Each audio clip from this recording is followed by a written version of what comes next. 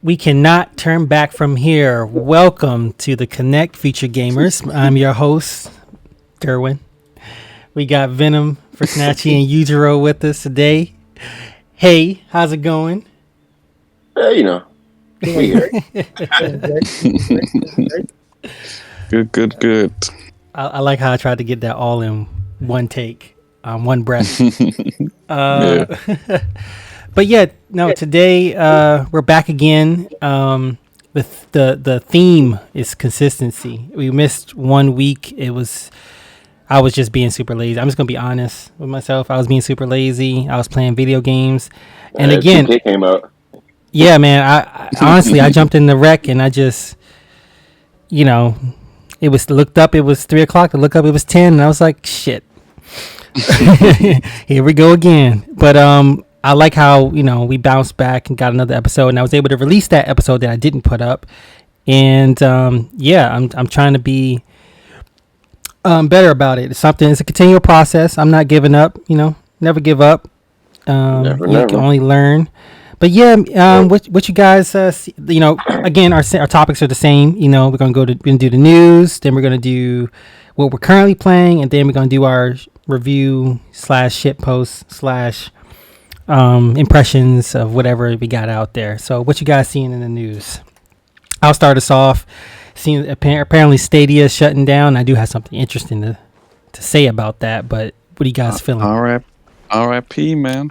Pour a little out for our streaming brothers. Help me out here. What exactly Google Stadia was? That like a cloud streaming thing? Yeah. It was one of the more popular ones. I think. Oh, really? Yeah, I think.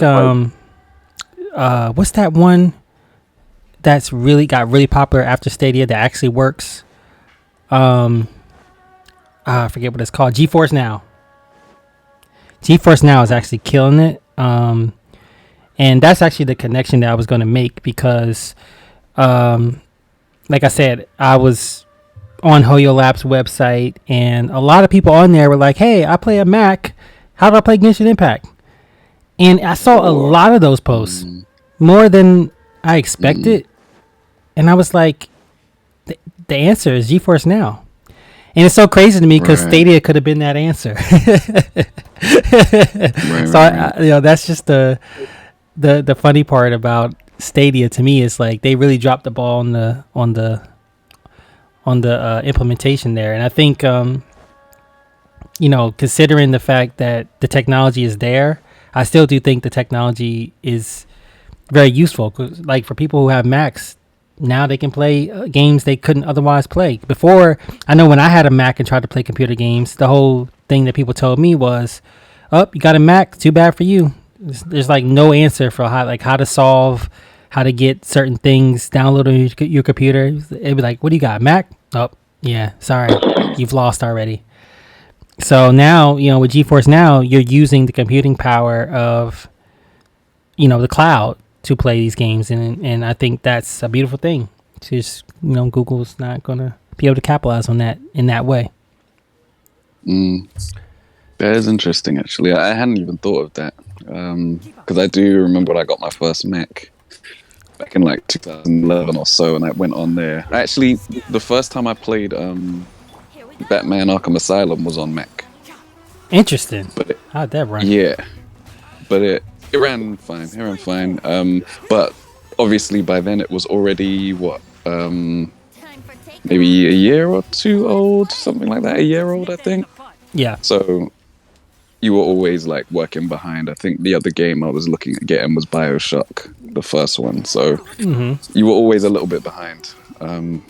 But yeah, that's interesting. I hadn't even thought of using streaming to bridge that gap. Right. Anything else you guys want to talk about from the news? I do have a game that I wanted to kind of highlight. Just finish what game? the Stadia thing. Sorry. If we just stay on the Stadia for a second. The interesting thing about it was my first thought when they said it was being shut down was basically that people had just poured their money in the toilet, right? Yeah. and your whole collection and your saves and everything was going to be gone. But apparently Google gave refunds Yeah, to full refund. people, and they also are looking at ways to port your saves over to other platforms. Right. That's So wow. I That's think that's a wild. nice touch. Yeah, That's very nice of them to do that for sure. Yeah, because people only play that way, and that means they would have lost everything that they had. So I think yeah, that is a huge jump for them to do that because in some cases when platforms or things like that close, it's nothing done, and yeah. you Right. pretty much get took for everything that you have, Hmm. which is It's messed never, up. yeah, which is never a good thing. Right. So rest in peace, Google Stadia. Good on Google for at least giving everyone a refund. I did see interesting game. Another people are going to say Genshin Impact clone coming called it's called Project Reborn. And I was telling Greg earlier, I stopped kind of paying attention to games that are like don't have Is, gameplay ready or to see if they're is it coming out. But this one looks pretty Yeah. decent. is it Um, PC exclusive or is it I don't. console? I think it's they're talking mobile right now, which is definitely a red flag in today's market. If you're not trying to deal with microtransactions, but the reason why I want to highlight it because the gameplay looked really decent. Um, less of a emphasis on big bombastic animations and looked like they have like solid move sets instead for their they have elemental abilities, but the actual combat looked more fleshed out. If you imagine Tower Fantasy and Genshin Impact, it's all about the abilities. I mean, they do have normal attacks, but they're not really as fleshed out as the abilities. So that was something. You see a lot of these clone like games, but that was something that stood out to me about this one, and so I'm gonna keep a little bit of an eye on it. Um, Any word on Zenless Zone Zero? Yeah, that's Zenless should be coming out soon. It's another MiHoYo game. Yeah, I don't know when it's coming out, but it should be coming out sooner than later. Because I mean, they had a full, It they ain't had going a on. yeah, they had a full demo that looked like it was ready. To be honest, have you seen gameplay of it? Yeah, I have. Um, yeah, it's got like it really is. I thought it was gonna be more open world, but it's like just got a hub world, and then you have the screens you go through to do like what do they call it when you do like the tower, um, like you go up. Defense. No, like you go So, up in levels. What so roguelike? It's like a roguelike. It really is a roguelike. Oh yeah. Because remember when Oh, I like roguelikes. I thought it was gonna be. It's a gotcha roguelike though. Uh, So yeah, everything. I'm assuming everything MiHoYo does is gonna be gotcha, oh, but only have enough like energy for one gotcha in my life. And so if I Energy or start, cash. yeah, no, it's not even cash. I don't spend money on it. It's literally energy. Okay. literally energy. Yep. Okay. It's like you have to like log on every day, get your little rewards, and play PvP. I only have time for one game. Yeah, and I can't. I heard the reviews with like the resource grind in that game is steep. Like you gotta Yeah, go that's the every other thing. is it? Like, yeah, you have to go to like the record store, and there was like the artifact system seemed to be worse than Genshin Impact and Honkai Impact in terms of I like getting pieces. Like the way like people were looking at how it was like going, they were like, "Oh, this is gonna be bad," or at least tedious, I should say. Cumbersome. Because I feel like they had to do that if they wanted to do that. For the way how they're trying to make money because of the fact that, um, you know, it's a hub world. It's not much to it, so it's not a lot to distract people with. So you got to have something that's a roadblock, right? So there's that. I will be trying it when it comes out, but I think it'll be out in the next year. In other news, something I've been waiting on for a long, long time. Discord is coming to PS5. I personally have always found fault with the PlayStation's community system, voice chat. It's gotten a lot better, but ever since I've been using Discord, I've been like this before this was even like announced to be a thing that might happen. I was thinking I would want this to happen.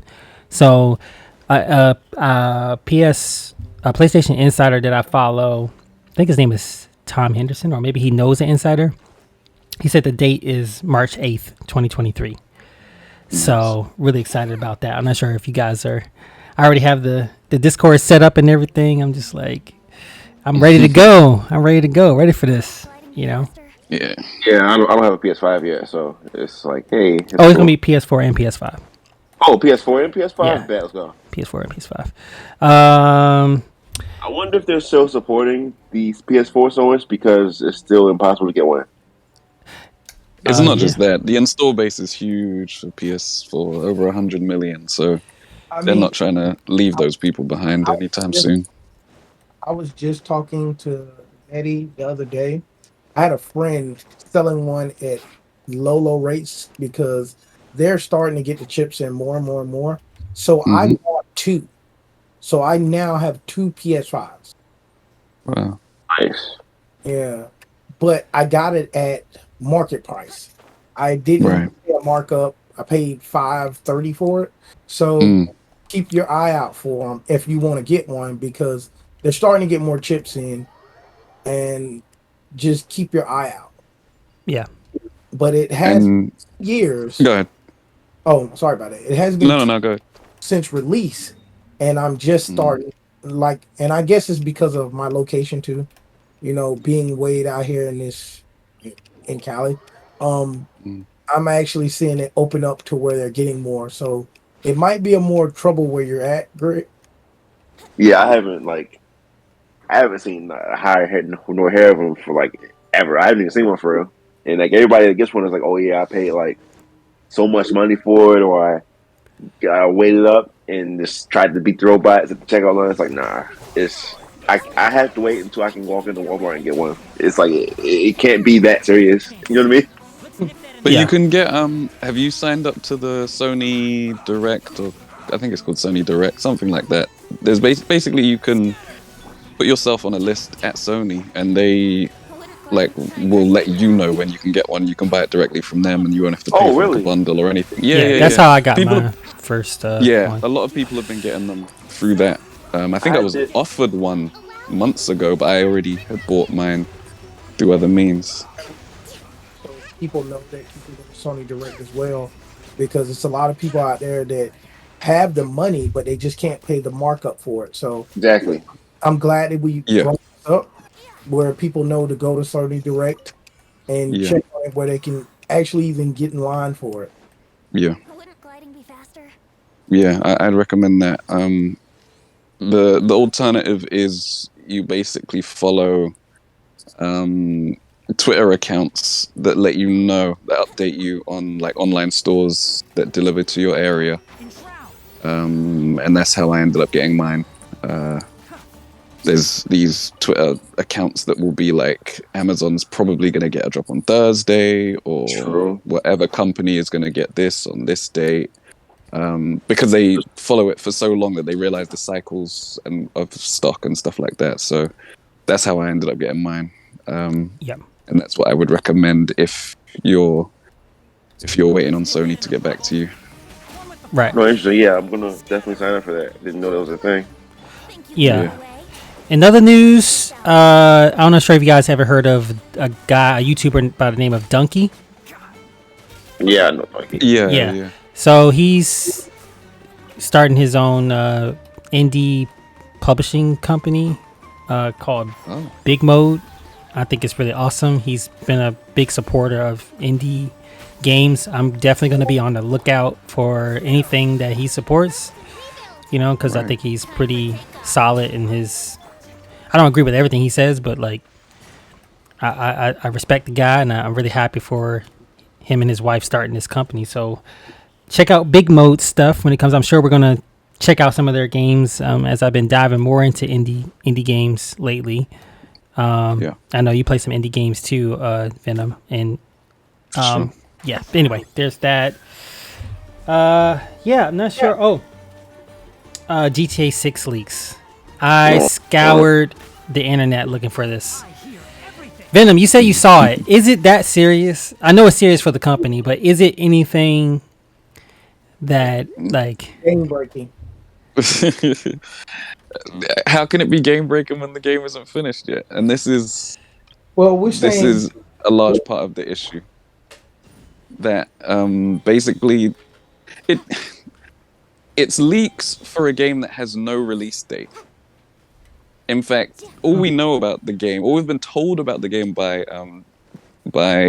what's the developer called themselves, Rockstar. is by Rockstar, is that they're working on it. That's it. They haven't given us a date. They haven't told us any kind of release schedule or anything. So what we saw is obviously where they're at, but if they're at stage 2 out of 20, or if they're at stage 12 out of 20, it's like none of our business. Right. Right. So what was shown basically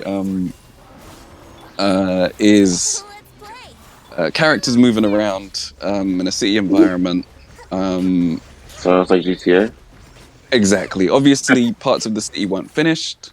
The graphics weren't anything above maybe PS3 level. So these are essentially models, right? They're starting to build out parts of the world, and they've got their characters moving within that environment. There was some more stuff going on, but it was just GTA. You know what GTA is. Everyone knows what GTA is at this point.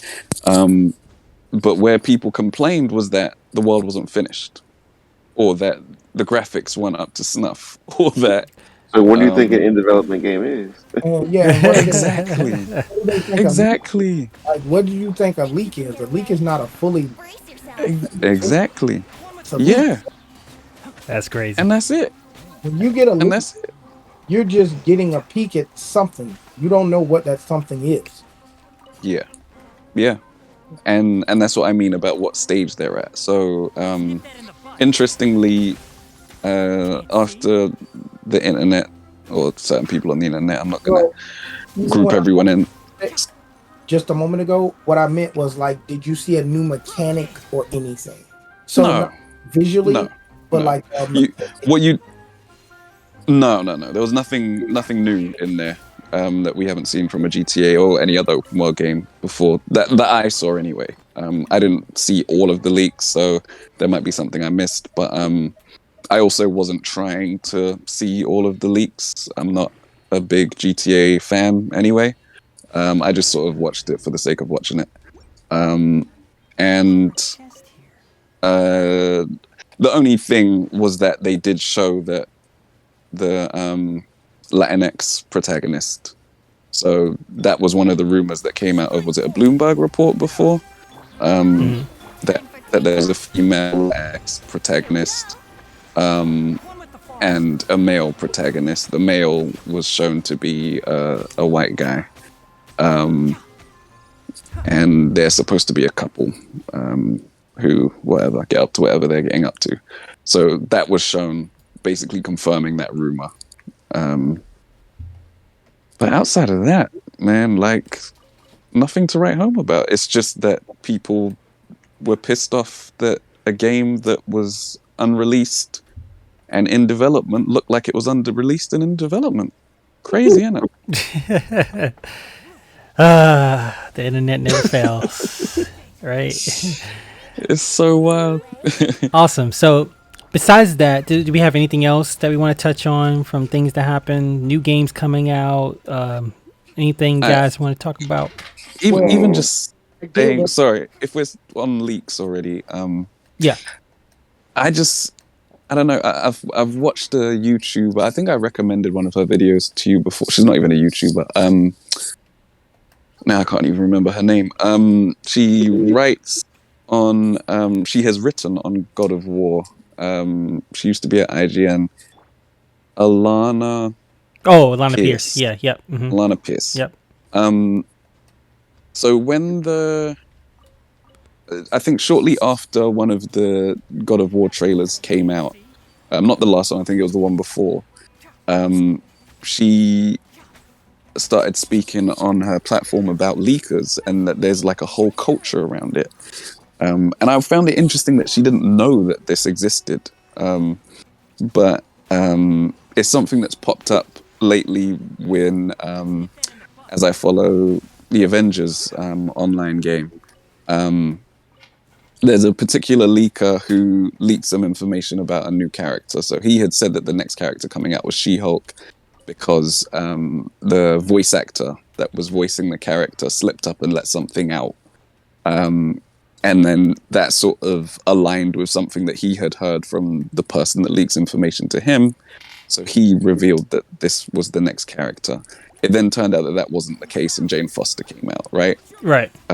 He then argued that actually they had prepared She-Hulk and then postponed her and put Jane higher up in the pecking order because of the order that the MCU content came out in, right? Jane Foster was in the Thor film before the She-Hulk TV show was coming out.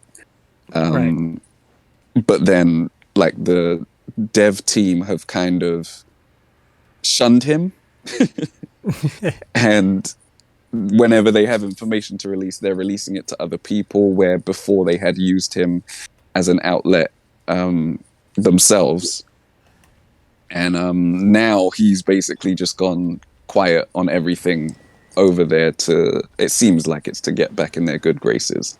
But like this whole culture behind leaking, it got me thinking, like, who does it actually benefit?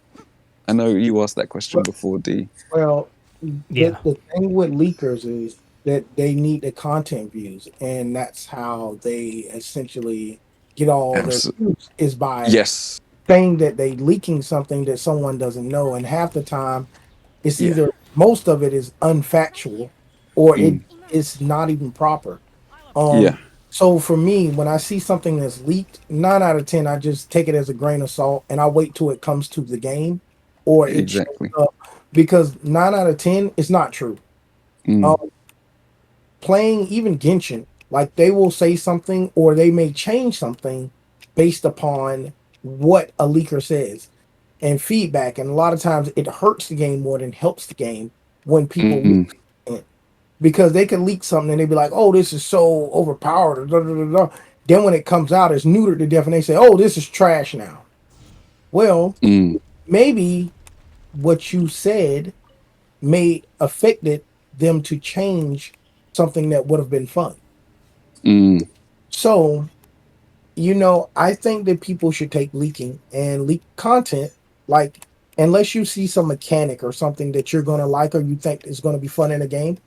And, even like I said, take that with a grain of salt. Don't say, okay, well, I'm just going to do this for this factor. Because what if they Mm. change that factor?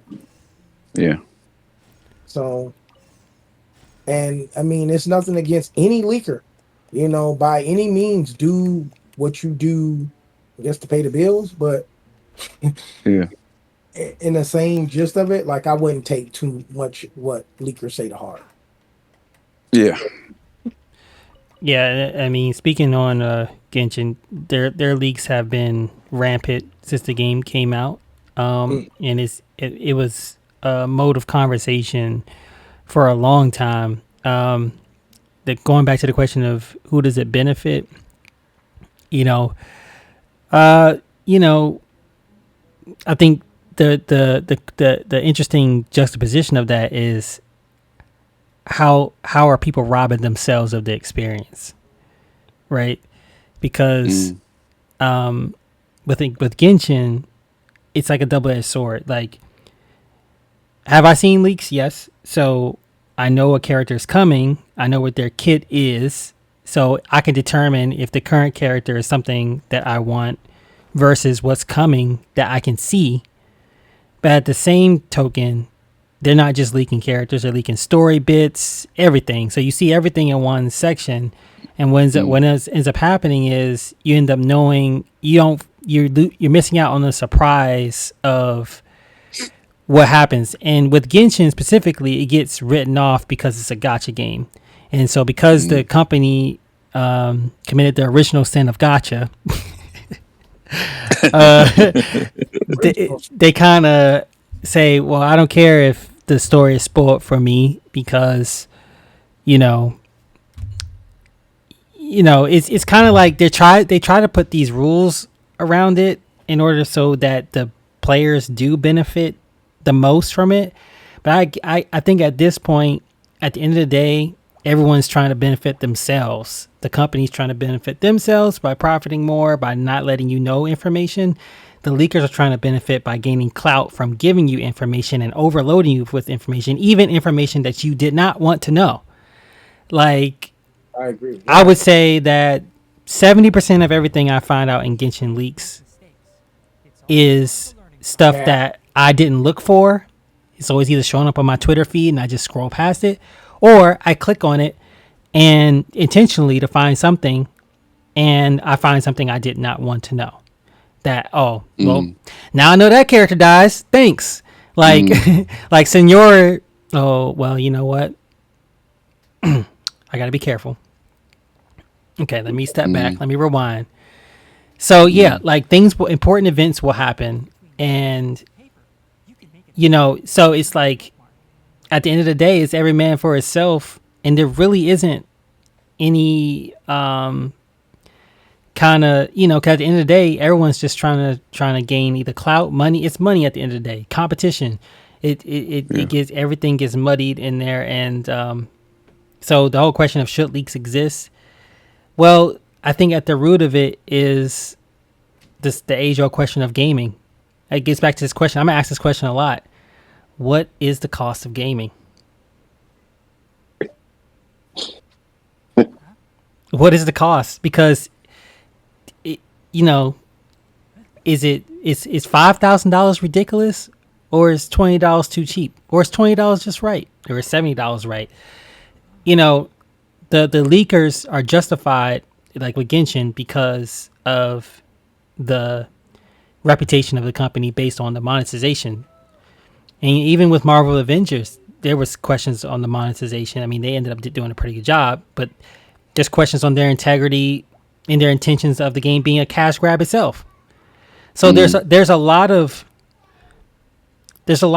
sussy behavior that leads to leaking being justified, because if you have a game that commits no proverbial sins and is leaked and information is leaked, I'm trying to think of an Well, example.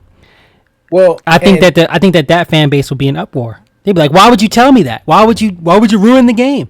Like God of War. If you leak the ending to God of War, you'd be Mm. like, "Why?" Jeremy, but Yeah. I can say this in counter to that. Some leakers try to justify their leaks by saying that they don't want you to waste their money, that they don't want you to do this. Well, this is yeah. Listen, that's going to be the counter offer ever. I don't want you to waste the experience.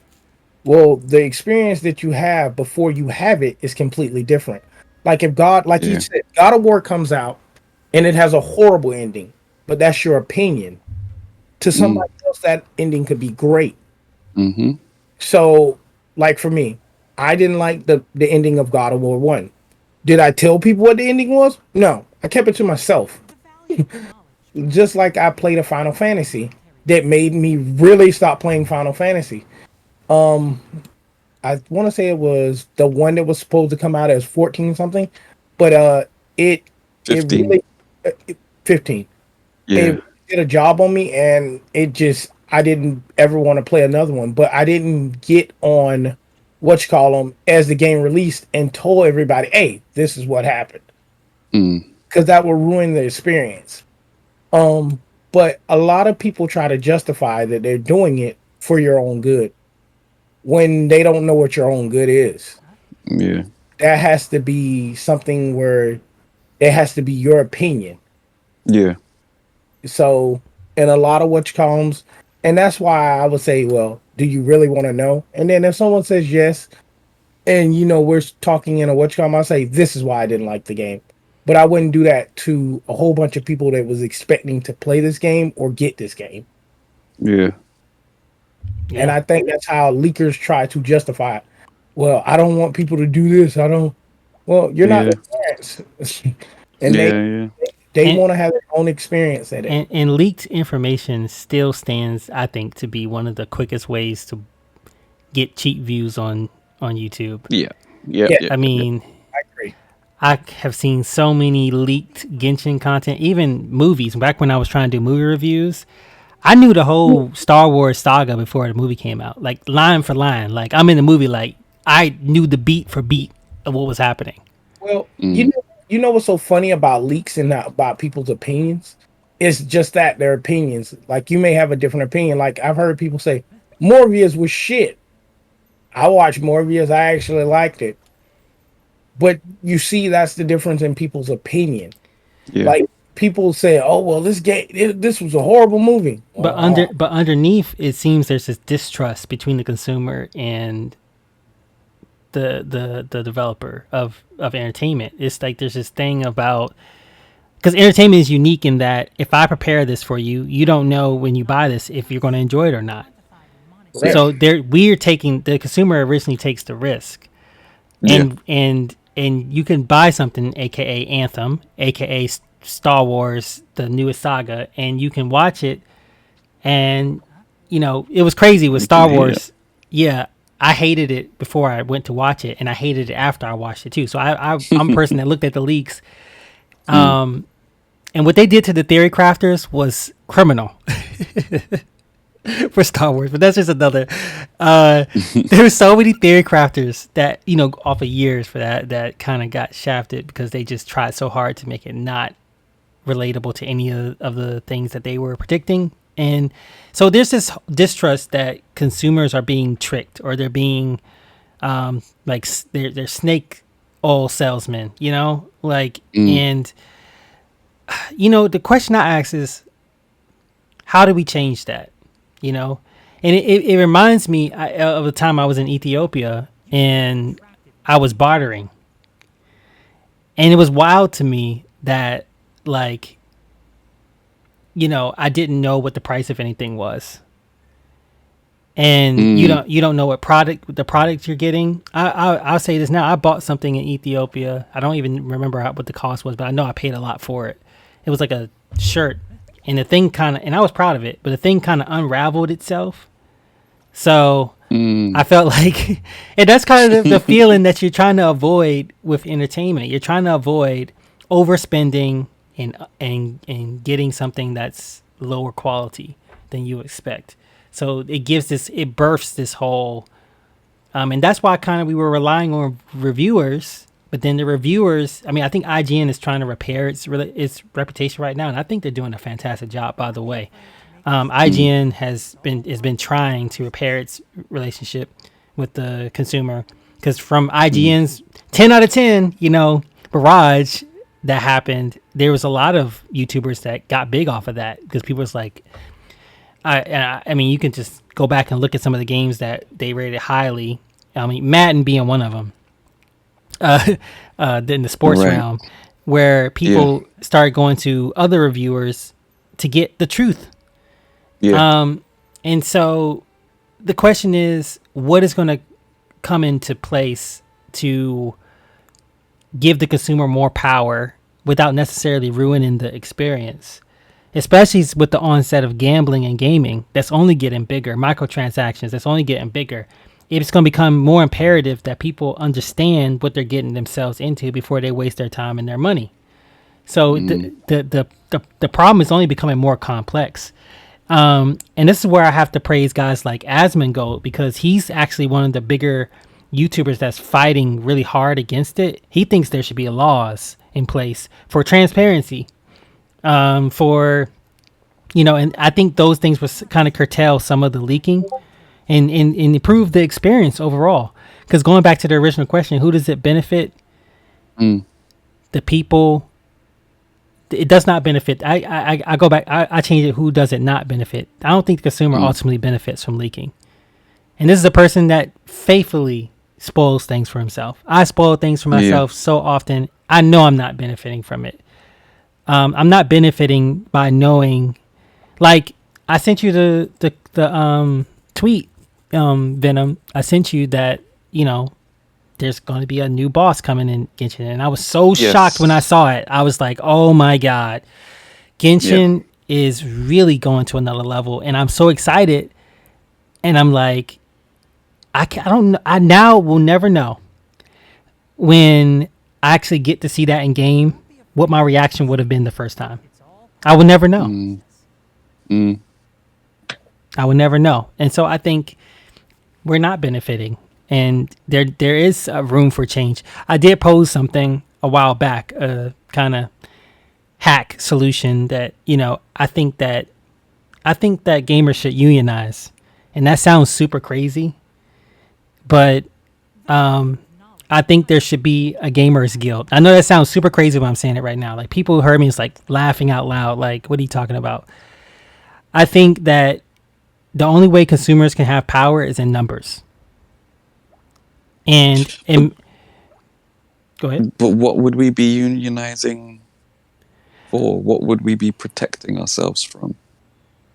From low Like, quality, overpriced games. So think of Anthem. Anthem should have never happened. How does Anthem happen? And I'm not talking about Anthem the game. I'm talking about Anthem the development. Like, the game came out and literally did not work. And I bought the $150 version. mm, The last disc game I ever bought. mm, mm, And I think about Anthem a lot because I actually ended up enjoying Anthem. But my thing is, if there was a company that started that was like the gamers union, and everybody got like a membership card, and you get membership benefits from being a part, like you slowly get everyone, like Costco or whatever, you get like a card and it gets you certain benefits, and we can work as a transparency in between the games industry and the consumer to protect gamers from bad quality. I think it's a positive step that PlayStation, we talked about this, PlayStation has mandated demos, right? And we've seen a lot of demos this past week. yeah. Yeah. And I don't even think the mandate has fully gone into effect, but I think companies are starting to get ready to start releasing these demos. It has to be 2 hours long if your game is over $34. The problem with that, yeah, it does, it's a great step, but the problem with that, if I work really hard on the first 2 hours and then after that, you know, the game falls off significantly, you know, it's like, where does the problem end with this? Because we know that if you work Yeah. for any company, there's people that, hey man, get it done. It's good enough. Let it out the Yeah. door. I think, yeah, and I think that's the real problem, right? The problem isn't with necessarily the devs making the game. The problem is with the publishers pushing these games out before their time, before they're ready. And you're right about protecting yourself from games that come out super buggy.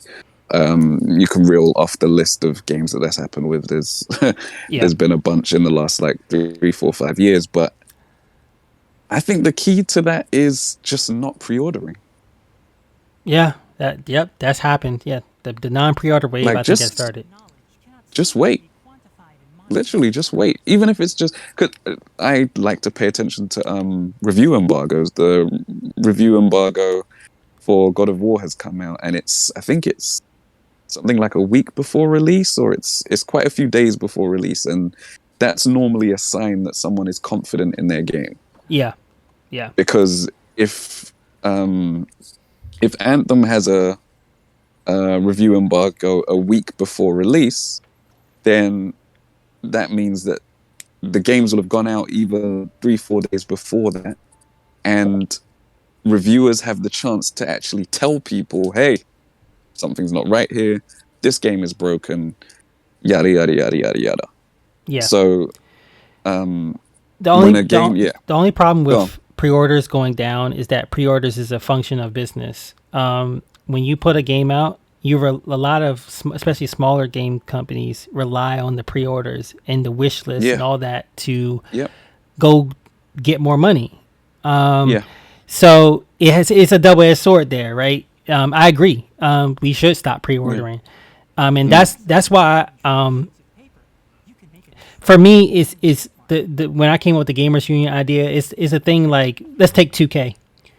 We all know in this 2K community that Steezo is one of the best dribblers in the game. Like he breaks the game with the dribbling. Hmm. So we all scratch our heads when 2K says we brought some creators out to test the game and they come back and say, "Oh, the game's it's safe, guys. You can go ahead, it's safe." And we're always like, "Well, did you let Steezo play with it yet?" Mm. And I think that's a gamers union decision. Like, no, let Steezo spend 2 weeks with your game, and we'll Mm. tell you if it's you know what the deal is on that Right. aspect of the game. And I think those are things that I could see happening with something like that. I'm not sure what shape or form something like that would be in, but if and then there's a chance that the gamers union would be compromised in of itself because the companies are so big they could easily compromise it. It's like Yeah. you know it's one of those things where I think it's a constant battle. Has to be marginal gains. And by all means, can you not root out people buying games at all that they end up not liking? I mean, that's going to happen. You spend money and you don't like it. But I think it's worth the fight to kind of get at the heart of the issue. And leaking is just one of those symptoms of the problem. The positive side, some of these people are making money off the leaking, whereas I do see a lot of leakers from like I think they're from other countries where they might, you know, need the money, and could use that kind of come up, and that makes me feel good, that I feel like I'm supporting someone that is, will otherwise not have this lane. So I think there's a whole bunch of different aspects ways you can look at it, the leaking situation, but man, Mm. that's good stuff. You have anything to add, Greg? You still here? Still with us? Nah, not here. Not as far as leaks. Got it. I didn't see the GTA leaks or anything. Got it. I I avoid leaks, so Good on like you. all the Genshin leaks, I don't really want to know. So Got you. don't show them to me. I do want to know the characters, like Yeah. the kits, once I see them already, Yeah. so I know who to roll on. But like, nah, I just kind of avoid them. Got you. Okay. Or that was a really good discussion. I feel like that we really nailed that one. Let's get to the next section. What are we currently playing? Again, I'm gonna save myself for last because I can talk on and on for days. I'm gonna let you guys talk about what you're playing, how you're feeling, what you want to share, and let's start with whoever wants to go. Yudro, you can start first. Mm, I am literally playing Power Fantasy, Genshin Impact, Saints Row, Death by Daylight, Warframe, Black Desert, GTA, and this was a topic we didn't bring up. New Genesis. Oh, Um, Fantasy Star Online wondering too. how Yeah. everybody felt about the release of New Genesis on PlayStation 5. Oh, Um, and Tekken 7. Those are the games that I'm currently playing as we speak. anything Um, you want to share from any of those? Me? Yeah. Oh yeah, it's a couple things. So, as far as the Death by Day community, they made a major update. I want to say like 2 months ago, and it has broken the game so bad that the blood points on the survivor side has not went down yet. So they give 100% bonus on the survivor side for you to get canned. Earlier today we was talking about losing versus winning and why you have to give the people that's losing something or rewards. And that game is a prime example of that. In Death by Daylight, you could play a survivor. It's different like if all four of us was playing the game, but that's in a perfect world that all your friends play the same game as you. But in that game, you queue up with a bunch of survivors, and if they're no good, y'all all gonna die. And that can happen. I remember when it first came out, I played the game, when the update first came out, and I lost 35 games in a row before I won a match. Granted, before that update, maybe every 11 matches I would win two or three. Not too bad odds, but after the update, it went 35-2. I would win two games out of 35. Is that is it a PvE game or a PvP game? So it's a PvP game, but in Death by Daylight, you're playing four survivors against one killer. The Okay. problem is that they buffed the killers so dramatically, and behavior's idea of it said, well, we're having too many people get away, we're having too many people, the win ratio is too high. So they nerfed every survival perk that you can almost use into the ground. Mm, Here's the game months after, and it's still in the trash. I mean, the amount of gameplay, it went from me playing literally about 30, 40 hours a week to playing maybe four. If it was my recommendation on that game, I would tell people just put it down to behavior, either straightens the game out and learns that the game needs a little more balance. You can't totally unbalance your game for either side. Where it was about a 60-40 split. Now it is like an 80-20 split, killer sided.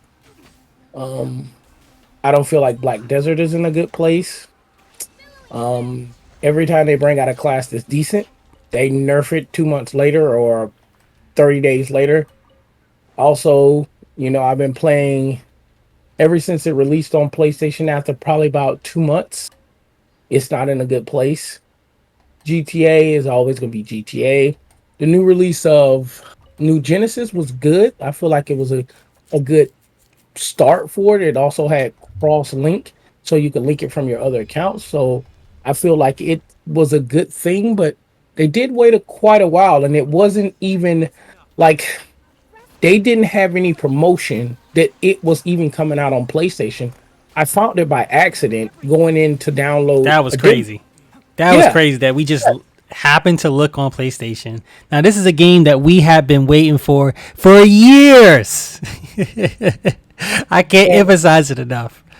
and how we found it was I was going in there to get a demo of something that was coming out. I want to say it was either Wulong, the Wulong demo, or Valkyrie Chronicles, and I seen it. I said, "Hey, did you see New Genesis is out?" He was like, "What?"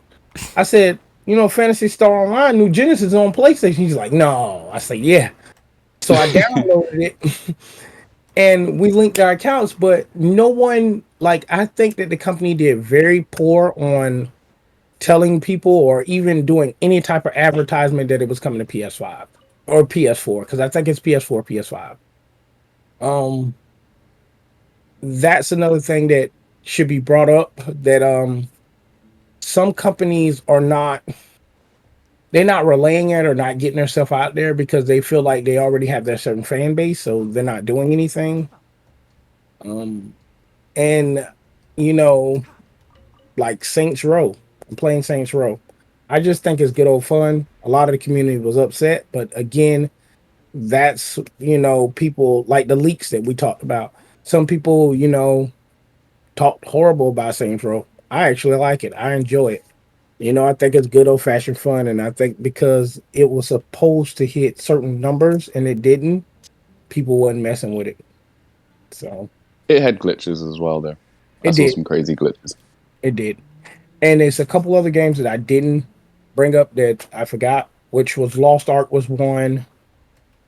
It's pretty good, and also that I'm playing is one is called Counterside, which I would recommend for anybody that likes gotcha, Probably the because it, best gotcha game I've ever played. yes, In it has terms a of in terms of rewards. and it has a pretty fair system. It's not that bad. I also played Artillery Gear. It has the worst server I've ever seen in any game.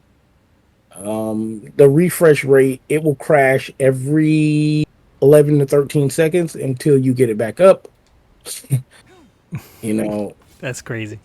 it does. It does. It does. It needs It's work. still crashing. It's crashing now. Like Artillery Gear is one of those games that every time a new update comes out, it crashes. Like you'll be updating it, crash, update, crash until you finally get the percentage. I wish that they would do something about it because for it to be such a fan driven game, they have one of the worst servers I've ever seen. Mm. So Dang. there's that. But the game is pretty decent, pretty good. But the server issues is big. Also play Punishing Gray Raven. Um, it is probably the most punishing gotcha I've ever played. What's in a name? Hey, you should know I'm just being honest. The most punishing game, and if it's any inclement what the problem is with Punishing Gray Raven at the late games, bosses are OGO powered. They just they like they can one shot you, and the incline of going from mid tier to high tier impossible almost. I think the game was created strictly for whales, and that's okay. But if you're not a whale, you're not gonna have fun at that game. Uh, It's one of those games that takes you to a point and then it makes you crawl to get to the next level. But they do have a lot of ways to get some of those things naturally, but it just makes you wait. And yeah, but you're gonna get yeah, beat on. You're gonna get beat on yeah. a lot. So, but it's just a power thing. I don't think.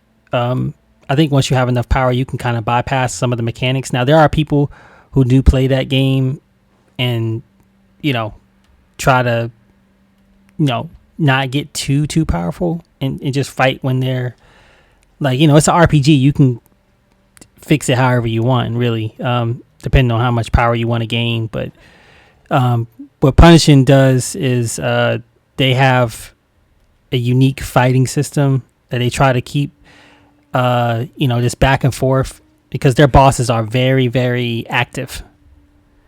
And there's no parry system in the game except for certain characters that can parry. So yeah, he's right. It is punishing because if you don't have the power to kind of deal with those mechanics, not mechanics, but just the enemy totally like being turned to level 20. I'm not even talking about just their power, just like how fast their attacks are coming and just how often their attacks are coming. If you don't have what it takes to deal with that in terms of power, it can be very, very, very daunting until you can crawl your way through the events and things to get the power that you need. So yeah, most people end up just I would assume most people are spending like every other gacha game to make up that difference, which is Punishing Gray Raven. But yeah, I didn't want to hijack your time. Ichiro, is that all you wanted to share? No, no, no, no. I feel like you was doing great at explaining it because I would have probably badgered it a little bit more. I think that was a great come in at a perfect time. Yeah, because I mean, it is. They do have something unique with that system, which is why you play it to that point, right? You play it to that. It feels good, like oh man, it's got some difficulty to it, and then it just smacks you over the head, and you're like, okay, I can overpower this, or I can try to, but they don't really have like I don't know how to say it, like Balance from lower level to high level because you go from being decent difficulty to being at Dark Souls times 10. yeah, and in a lot of the fights, and I mean, I'm not a Punching Gray Raven master, but a lot of the fights when I got to that higher level felt like the enemy was just their sliders of their how often it's just like you're smacking each other with powers instead of like let's say Dark Souls, you're parrying, you're blocking. There's like mechanics you can dodge out of this and dodge out of that. For them, it just feels like you're smacking each other till one of you dies. So the one that has the most power, and I'm sure there are people, there's certain ways you can dodge certain stuff, but it's the tells in that game are very, very hard to see, especially if you're playing on mobile. And I think that's what Mm. Dark Souls actually does a lot better. That their parry and counter system, even though the gameplay is a little bit slower, it is top tier because the counter and parry is made so good that you can literally soak damage. But in punishing Gary Raven, you're not soaking anything. You're going to die. Y'all are trading. You're trading, and Yeah, trading whoever blows. Yep. is going to win. Yeah. I think there was a fight. They had an event out, and I was climbing through the ranks. I was like, I don't know. You had to climb through the ranks of the event. It just keeps getting harder and harder. And there was this chick that came out actually on the next banner, and I forget her name, but man, I played her so much, and I had the same approach. Like, I'm going to learn her attacks, and I'm going to dodge out of them.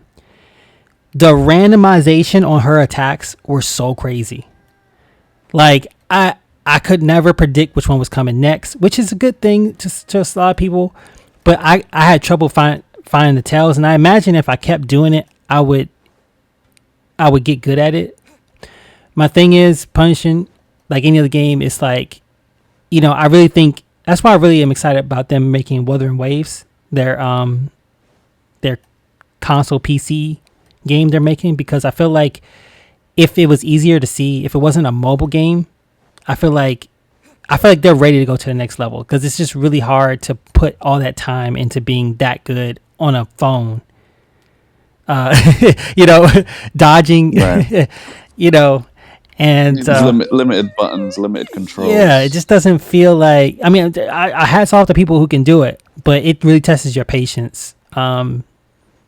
But yeah, punishing, man, they have a lot of potential there, though. I don't want to kind of take that out of the equation. I really do think their combat system has a lot of potential. So they're coming out with Wuthering Waves. So we'll see if they can kind of improve upon the tails, like, because Final Fantasy has like the red markers on the ground, right?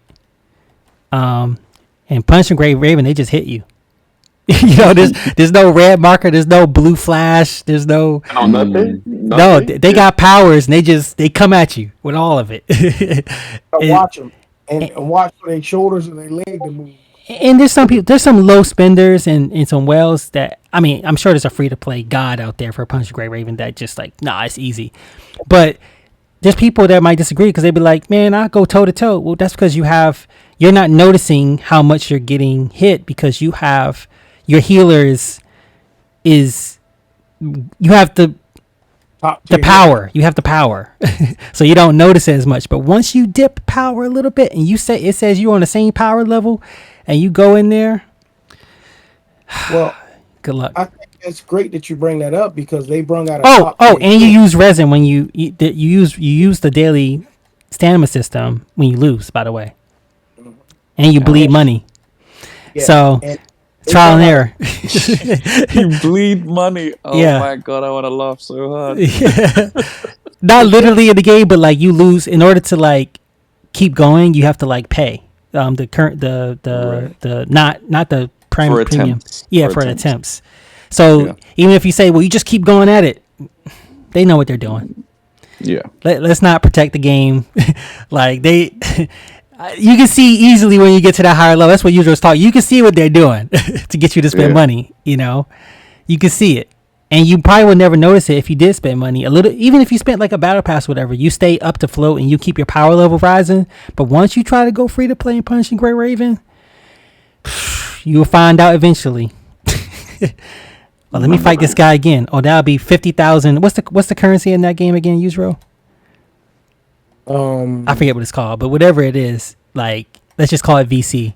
Well, that'll be 50,000. You'd be like, 50,000 VC? I got to upgrade my character. You don't even have enough VC to upgrade that. Mhm. So it's a little bit. I mean, every gacha game has its punishing Hey, parts. I But will tell you what's so crazy to me. When they came out with the best healer on the gacha banner, and it had no pity. It had no pity. So in other gachas, you have 80 pulls or 120 pulls, you'll be guaranteed. It's people out there that pulled 320 times before they got the character. So let's do a real life equation of what 320 pulls is. It's something like $560 or $700 just for the best healer in the game. That's the problem, because they knew that they was going to put those next upper levels in there where you're going to need the best healer in the game, and they capitalized off of it. So, but that's gotcha. That's Yeah. that's that's what we signed up for. Yeah, but I think some is a lot less punishing. I will True. say that Genshin is a lot less punishing when it comes to that, Yeah. Yeah. Genshin does have but its it's a lot less ways. punishing. Yeah. It's a lot less punishing. I think I just figured Genshin out this has puzzle. a Genshin has a different layer to it as well Right. because I noticed this when people were talking about the underwhelming, anniversary awards. I was thinking, I was like, so generally in any other gacha I've played, if a year goes by, the units I had last year you can't use Right. power crap. But in Genshin, that's not the case. In fact, on Genshin's anniversary banner, they have see literally the first banner character, Yeah. and he's just as powerful as he was. And it's I feel like people are probably rolling for him along with Sino because he hasn't been power crap. Venti still does best what Venti does, and I feel like almost every character in Genshin is like that. It's not really power creep. It's like kind of power creep, but not to the sense where like I play Fire Emblem Heroes. I used to before I got back into Genshin, and it's just like there's no way. Like the character that came out a year ago can't even mess with one of the new characters. Like the descriptions are starting to look like Yu-Gi-Oh cards. It's wild. Right. Well, Right. I totally agree with you there because there's two other games that I dropped because of that reason. Epic 7, which I was playing a lot, but Epic 7 games are power crept so bad that a character from a year ago, pff, he's trash. It doesn't matter if he's the same level or not. Like, they're power crept so much, it's nothing you can do. Right. I mean, and that's just an Epic 7. So it's really, really I totally agree with you on that because like in a lot of games, also EX Heroes, they do the same thing. That a character that you got 6 months ago is not gonna be it's not gonna be able to hold a toll to a new character. And I've played EX Heroes for a while. I go back and forth with it, but right now I'm on the fence because I have all these 5-star characters that are not as good as any of the new 5-star characters, and that's a fully invested game. Yeah. So Awesome. So, you got anything else to share, Yujiro? nope, it is someone else, and I will give them the rings. Let's go to you, Greg. What you got for me? So I've mostly been playing Genshin, but also have been kind of getting back into like roguelikes, Mm-hmm. just kind of the basic ones. Hades, Binding of Isaac, and Mm-hmm. Dead Cells mainly. Um, You on know, on Hades, I got a question for right? you. Um, would you say that it's like the other roguelikes? It's it's slightly different. It's I think more so than the other ones. It's story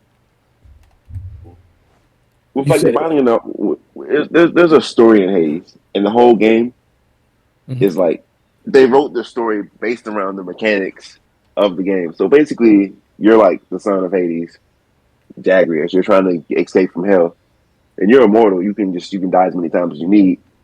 But it's like getting out of hell is hard. So it's kind of like as you're getting out, you're like you're collecting things, and you get back to the thing. All right, well, I didn't get out this time, but I learned this, and I got this much gold. Let me go buy this and try again. Upgrade my weapons and try again. The game is based around that more. And it's like you know what I mean.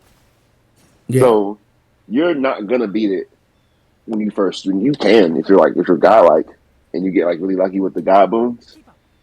But we have to play into it. And the game and the story. When I mean the story is based around that, I mean it's like all the characters they have like repeated dialogue, and there's a ton of dialogue in this game. Like I've played the game so much, and I'm still finding new dialogue. Characters have so much to say, and it's all the story kind of progresses as you die, come back to life. Okay, let's talk to Hypnos. What does he have to say? Oh, you can talk to Hades. He's your dad. He doesn't. He don't really message you. But as you get further and further, he starts to respect you. And you finally, when you beat him in Escape, it turns out you have to do it like 15 more times. So, but Yeah. it's basically meant for you to play it hundreds and hundreds and hundreds of times. But even when you do that, it's still like just things are still happening. You know what I mean? Yeah, It's I just, think it's it's if you look on a website that I always go to before I play a game, how long to beat. Um, the I can't remember exactly how many hours it is to beat it once. I think it's in the 20s or 30 hours or something like that. But right. the end one, so to do everything in the game and basically see all of the bits of dialogue, it's like Yeah, over 100. well, it depends because if you because once you did that first time, right? The system in the game is like you unlock this system called the heat system where you can add like extra difficulty to the game at your leisure. Like let's say, all right, for this next round, I'm gonna have all the enemies have a 1 HP shield that you have to take out before you actually can get to the health bar. That adds 3 heat, and as you unlock heat, you unlock more rewards and things, but you can customize your thing. But you don't have to do that to get to the end of the story. You can continue to play on 0 heat 15 times. And once you do it that first time, it doesn't take 20 more hours each time to beat it. You know what I mean? Yeah, yeah, yeah. Like once I got like the first time I beat it, it was like oh, I did it, I finally did it. Then it took me a few more runs of failing, and then eventually I got into this rhythm. And once I got into the rhythm, I started like just not losing runs, and it took me like a day to get to the end. Mm. After that large hump to get to the I would say I spent Yeah, a long time to get that first win. But once I did not an extra 80 hours for sure. yeah. But yeah. Different than like something like the Binding of Isaac or something like Dead Cells because those games get way crazier. Like in terms of like what you can do, and it's like to this day, the Binding of Isaac, even though I feel like it's one of the first of these types of games, not rogue like likes, but rogue lights, where it's like Mm. it's a little more streamlined. And to this day, no game has as many like crazy item combinations as Isaac, and they're still releasing expansions. I think that came out like a couple years ago, or just like last year on the Switch. Repentance or something, Yeah. adding even more items, adding even more and the items in that game are crazy because every item you get is gonna combine in a weird way with another item you get, and it's the Oh, same way with Dead Cells. is Like, Hades player? it's single player. These are all single player. And the reason why I asked that is because Returnal is that way, but you can play multiplayer, which I wanted to play with somebody at some point. I don't know how many players you can do. You know Actually, that? you know what? It's only two on Returnal. Isaac actually has a multiplayer mode. I've never played it, but you can technically play Isaac multiplayer, 2 player co-op. It'd be weird, and I can't imagine like a bullet hell type game like that trying to play with next person that's next to your body. Mm. So it's Well, weird, but for my, I think 2 player Hades would be tight. the other friend said that he hated it, so it's kind of He said weird. he hated what Returnal. Yeah, because Medi loved it, but another friend of ours, Ace, hated it. I don't know why. I've actually never heard of Returnal. Is that the PS5 or PS4? PS5 exclusive. Yeah, I think I saw that. I played like a little demo or saw a thing. I was like, it looked like fake Samus in space. Am Yeah, I yeah, getting the right game? Okay, that's the yeah. one. That's Yeah, the one. it seemed It's interesting. Oh yeah, it's meant to be it's pretty really good. good. It's pretty good. Yeah. It's My, Um. got my a good amount of difficulty. my thing about roguelikes is that besides Hades, which I think is kind of driven by a story, the thing that gets you to play them over and over again is just how crazy runs get. And that's why once I got the end of Hades, I stopped playing it because the weapons in that game are more streamlined. Like you can really pick what you want. You start off with whatever weapon, and then there's different ways you can influence which god shows up. Like you can wear this ring that makes Zeus show up, so I want Zeus's attack power. And then you put this ring on, and you get this gun, and I'm kind of straight from the run. But Mm. Isaac and Dead Cells is like they just give you whatever, man. You gotta make it work, and that's what makes Yeah. the game so replayable because everyone Mm. is so vastly different. and you're constantly having to, like, think on your feet and really, like, I don't know. It's just crazy.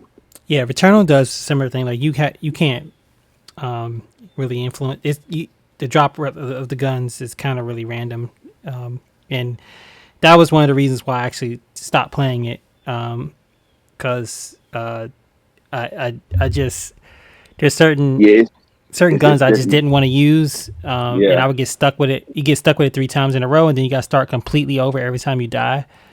And yeah, then it's just like, but when I played it with Ace, I had fun because it's 2 chances to get a certain weapon, right? right, So right. like, I was laughing because when we got to the first area, Ace was like, "What gun you got?" I was like, "I got this damn pistol." He was like, "Oh, you want this gun?" I was like, "Yeah, I want that gun. When I ain't never used it." He was like, "You never used this?" I was like, "Bruh, they keep giving me the pistol and the little line shooting gun, and he gave me the gun, and we swapped guns, and it's like it just." That's why it was a good experience for me because it What just question about Returnal?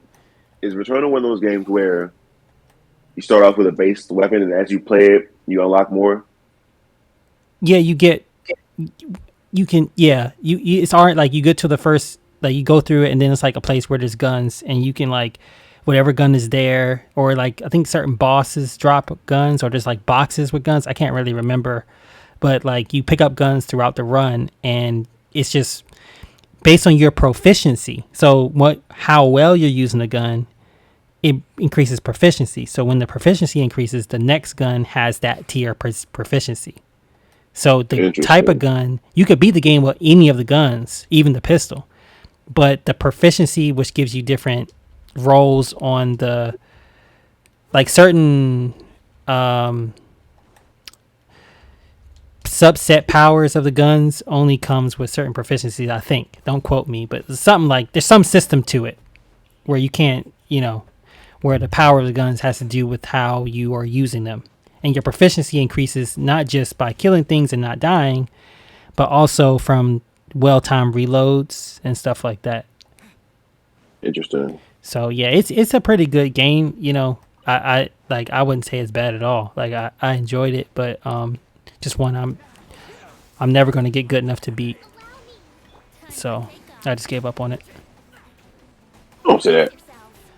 No, So sometimes not it's that like, not that I can't. I'm just not. oh yeah, I get, I get. You don't want to. No, I don't want to. But Gotcha, gotcha, gotcha. I enjoy it for what I play. One thing I will say about Returnal, their map is the best map. Like so many maps don't get terrain right, like up or down. But on their map, I don't know how they did it. I don't know what technology they use. Xenoblade, Xenoblade, bro. It also does it Like like you can see up and down, like the terrain goes up and down on the whenever map. somebody brings up a map, I have to shit on Xenoblade's map. I played Xenoblade 2, and good lord, like that map, it doesn't really show you the depth of where things is, and that game is so like, oh good Yeah, lord, I hate It's it. I huge. hate it. Yeah, it's a huge It's game. God of it's War map is huge. terrible as well. yeah, But Metroid Prime has a good map. It's yeah, literally 3D, so you can move, you can see like Oh that yeah, one Metro room Prime is does have a taller great than map. the room next to it. yeah. And so I enjoyed. I wish one thing I wish about Returnal, because of the map. I wish they had like more of an open world exploration aspect to it. It was more like, I mean, it was big areas, but it was like big areas instead of. And I was like, with this map, I can Yeah, go it look has for levels. stuff. Like I wouldn't mind looking for stuff because I'm actually pretty good with maps, but like I struggle. Like Genshin's map, like it'll show you the thing, like it'll pop up, boom, and then it's underground. Like, Oh yo, yeah, like I that's mean, Xenoblade's map. is that fun? Like, like I would rather know it's Honestly, underground and then have to look for the entrance. Now I can spend the Yeah, time where it actually matters. yeah. But yeah, yeah, they it's funny how quest markers bring a whole new layer layer UI of in gameplay. general, UI UX problems. Mm. It's like we're getting to I'm going to call them first world programming problems because it's like Like it's like I'm thinking of like an older game. It's like, what do you mean where you go? It's only one direction. True, true. That is true. Yeah. Because I didn't Yeah, the even question. have any problems in Star Ocean 1. Like, I never even questioned it. I always knew because there was not that many dimensions to it. Right. Yeah. Shoot, Final Fantasy VII. That game was the game was pictures. I love that game because it's like when I was a kid, I didn't realize it, but I played Final Fantasy VII as an adult, and I don't know if it was because of the HD remaster version I was playing, but god damn, it just felt like I was moving 3D characters on a picture. It felt Yeah. like it. Yeah. It was like wow, I look gotta how go. far we've I come. gotta go back and play some of those older Final Fantasies. It's on my to-do list. Yeah, Which games. ones have you Okay. played? I've only played 7 and 14, pretty Only played much. 7 and 14. The remake. I've never played any of the old Final Fantasies. Final I Fantasy 7, the first one, was the first time I right. ever heard of Final Fantasy. It was from my Okay. cousin, and he was saying he's the one that said they'll never make, action combat Final Fantasy.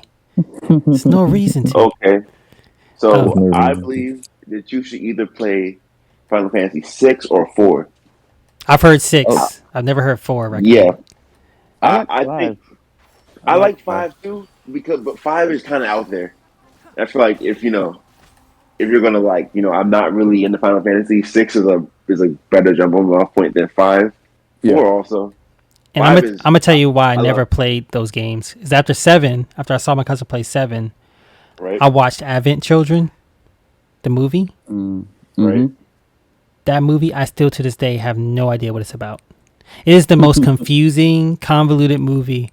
I've tried to watch it several times, and it made me not want to do anything Final Fantasy because I was like, Well, Yeah. if their content It's is not like good. this, you have to remember that Final Fantasy games generally play out over like 100 hours. So trying to squeeze it all into an hour is like yeah, I don't know what's going on. It's I feel like Advent Children is one of those movies that like is based upon you having played the game, and it's kind of like, hey, you played the game, well, look at this shit.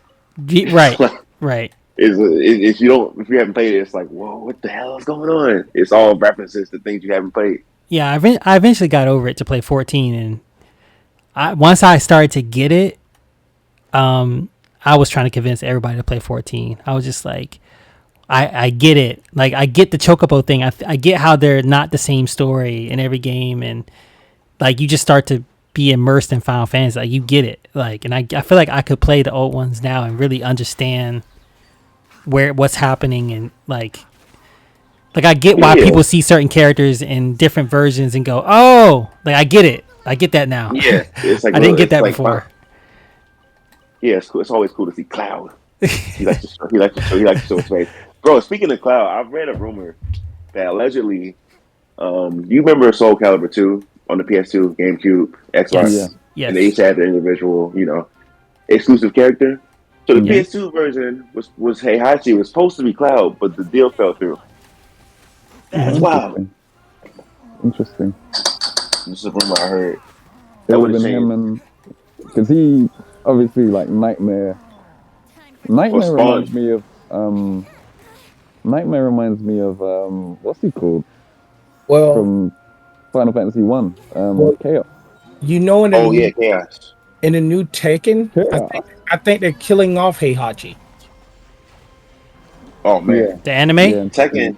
No, in the actual Tekken game, 8. Oh, Oh man, Yeah. because Tekken the story is thing is wild. that Heihachi is the father, Yeah. but like they're gonna kill him off finally because he's been around for God knows how long. They killed the grandfather off. I want to say in like 4 or 5, Mm.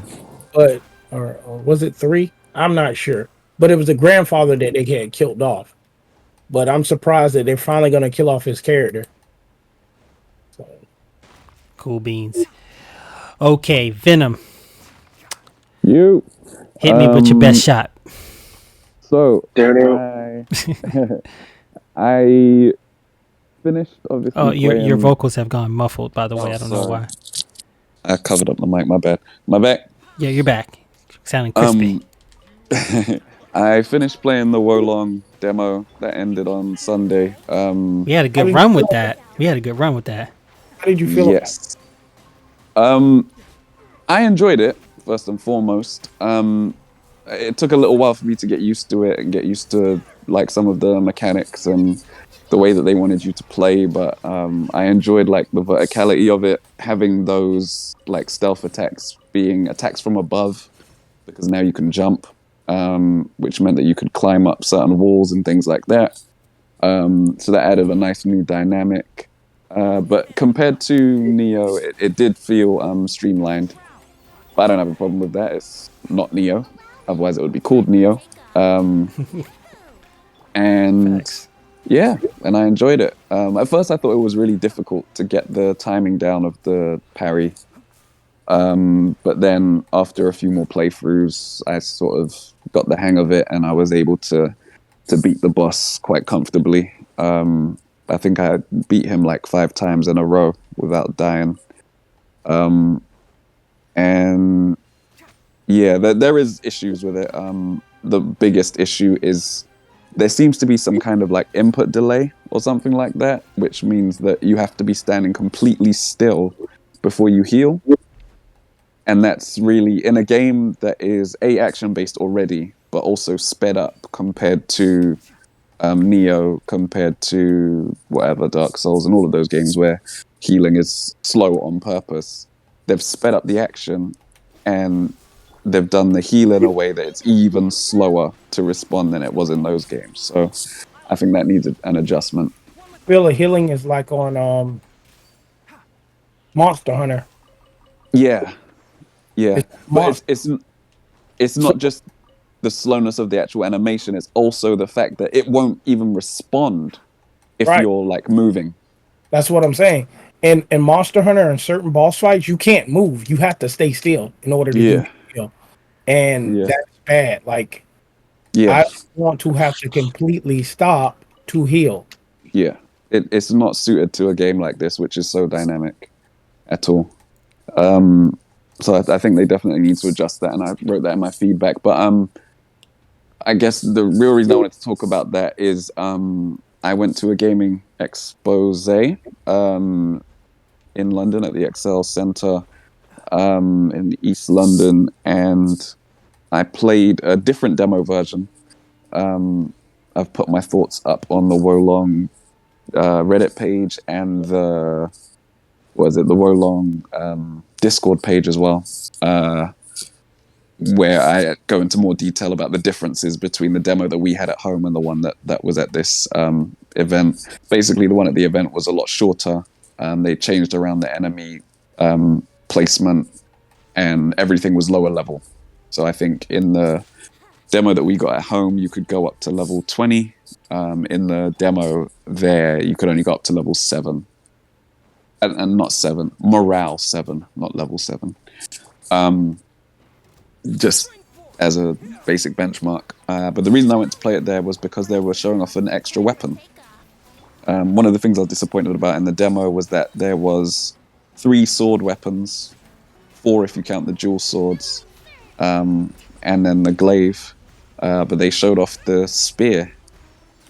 So I went down and played the spear, which was really cool. Lots of thrust attacks. It's faster than the glaive for sure.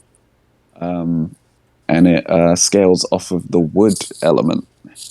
So it looks like we might have a situation where I think they said there is 10 weapons, and I think what will happen is there'll be 2 weapons for each of the 5 phases that you can set your character to scale off. So yeah, it'll be interesting to see how they distribute those weapons. But yeah, that's that on that. I finished Guardians of the Galaxy yesterday or the day before. Oh, nice. Had a good time with that. Streamed some of that on Twitch. Yeah, it was good fun. Really good fun. I think they fleshed out the characters more than you actually get in the films. And that's another interesting debate for a potential future episode.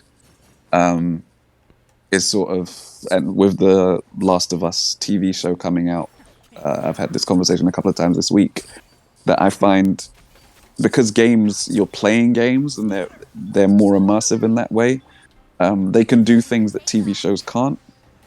and they can put you in places and make you feel things that TV shows can't, just because in a TV show you are watching, right? You Right. can try and be as empathetic as you can, but it's different when you're controlling this character and you're moving them around and you're making decisions.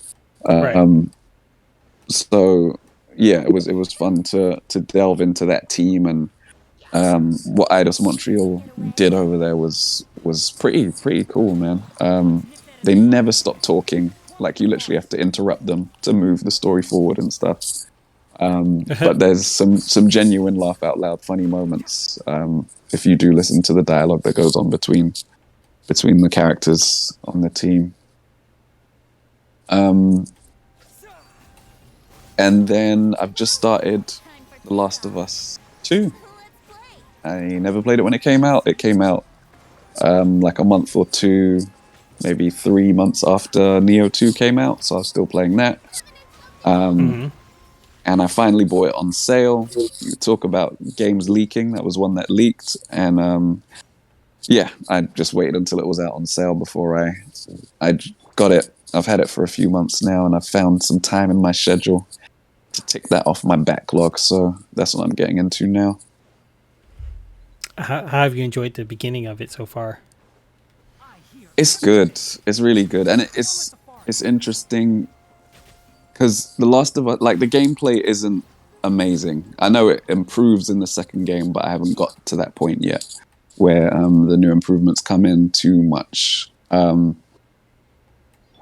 But it's the tension. I love the tension. The story's obviously really good, but I love the tension of, just exploring a building, not knowing whether there's going to be an enemy jump out at you, or even if there is enemies and you know exactly where they are. It's that tension of trying to navigate the room and take them all out, or try and sneak past them. Almost like a puzzle in that sense. That's how I always see stealth games or stealth activities. Oh yeah, you know how I feel about stealth. I ain't even gonna go on that. I love it. I love it. I look at them. Okay, it's 5 enemies. Okay, if I take this one out, that one's going to see me, so I need to do this one first. And yeah, I already fell asleep. I'm here for all the tactics. I already fell asleep. Makes me feel smart. True. No, I agree with that. It does. When you, that is definitely. Even though I hate it, I do feel like I have taken out enemies in a smart way and felt like. Definitely, like, Metal Gear Solid is the one that probably did it the best for me.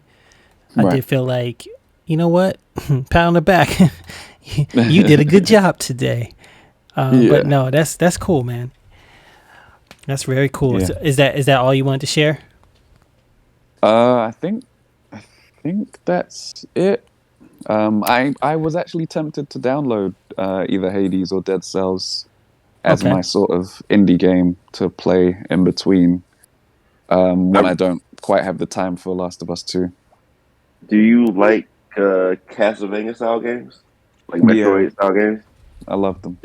Then Dead Cells is right up that alley. Right. These is more like isometric. They're both really good though. Yeah.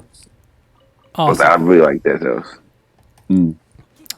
Yeah, you've actually convinced me to give Guardians of Galaxy a try, so it's on my backlog, which is way more expensive than yours because I keep buying games and never touching them. But I look at it also. Maybe my daughter will finish my backlog one day. Awesome. Well, I thank you guys for sharing. I think I'm be more brief today because I've not been playing much. I've been playing 2K and Genshin. I started back logging into Tower Fantasy. I can't say I play it because I barely play it. Like I haven't even doing my dailies. I just basically log in, claim everything, and make sure I don't get kicked out of my guild. Because I am in one of the best guilds in the game, and so I would like to keep it that way. Also for business purposes, because I know there's a lot of streamers in there, like MTash is in there, Chaotic is in there, Yeah. So it's just like, and Holiest, so it's just like for me, for the podcast sake, it just makes sense to keep a ear to the ground somewhere, So that's why I'm log in, but I haven't really been playing it. But I'm hoping that this new character, the character's coming out next week, is the character that intrigued me the most when I saw the promo for the game that I never got a chance to play.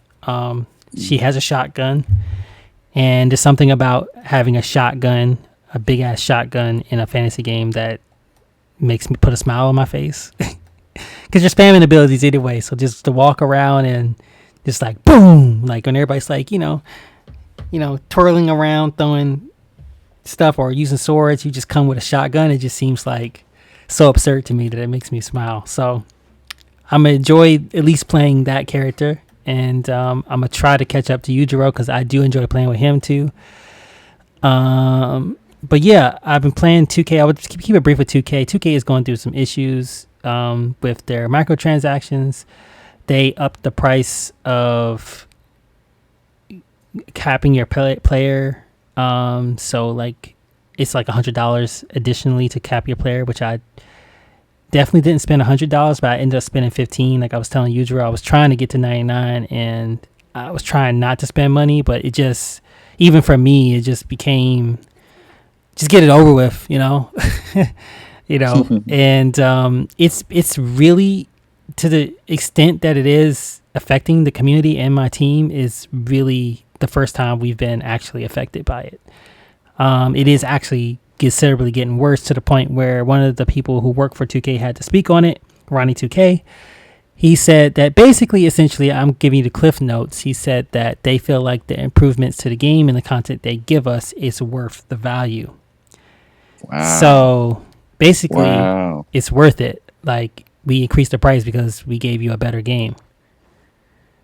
How can they say that when you pay for the game and then pay for the microtransactions afterwards?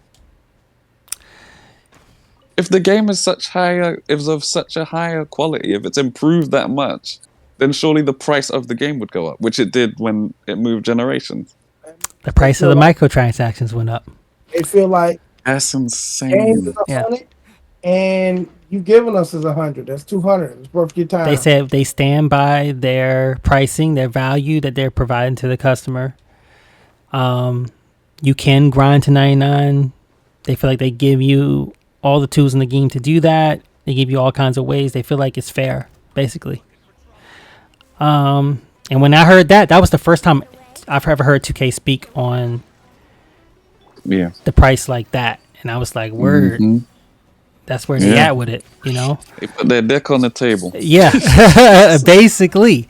And, it's a problem because it's starting to affect competition. Like, you could say it affected competition before, but I never noticed it because majority of the people that I played against were 99. This year, I feel like I'm paying to win. Right. Like, rarely do you see people play as 99 because it just costs so much. Maybe by in a couple more weeks, you'll see people 99. But then you have to core your badges. So the grind, it's like, yeah, you can go create a player and pay the money to give them 99, but you're not going to have your badges cored. That's going to take another, bit of time to do. So I'm already ahead of the game. Can you do that? Do you have to grind those out, or can you? Yeah, you have to grind coring the badges. So even if so it's like basically I'm saying that I have an advantage for a long time with my record and who I'm playing against and my stats and abilities. I feel like I'm paying to win. And can y'all hear me? Yeah, I can hear you now. Yeah, so it's pretty bad, and I wanted to call it out because it doesn't feel good. Like, I've never been in this position before where I feel like I'm playing a competitive game, and I really do feel like I have a advantage at times. Because you the whale. Yeah, because the $15, that other people won't spend. I'm sure in a couple of weeks people will start to catch up, or people will catch up. But it's just just disgusting. Like when I play 20 rec games in a week, or let's say I play 25 rec games in 3 days, because I'm playing a lot of rec, and everybody I play against is like nowhere close to 99.